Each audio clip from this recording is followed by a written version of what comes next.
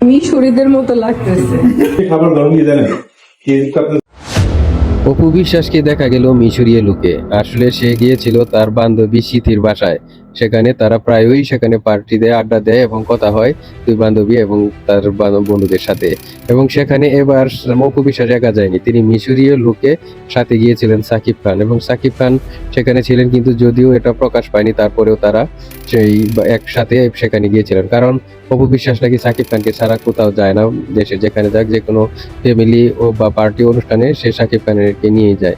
এবং সেখানে সে গিয়েছিল এবং তাকে খুবই সুন্দর দেখাচ্ছিল এবং মিশরীয় লুকে, এবং তাকে হাস্যোজ্জ্বল দেখা যাচ্ছিল। আসলে যে কথাটা প্রকাশ পাচ্ছিল যে অপু বিশ্বাস এখন এবং সাকিব খান তারা একসাথে আছে, আসলে সেটা তার প্রমাণে আসতেছে। এবং সে সাকিব খান সবসময় এখন বলে থাকেন যে অপু বিশ্বাস আমার একজন লাকি পার্সন, এবং তার সাথেই আমার এ পর্যন্ত আসা এবং অনেক অভিনয় হয়েছে, এই ধরনের কথা তিনি আরো বলেছেন।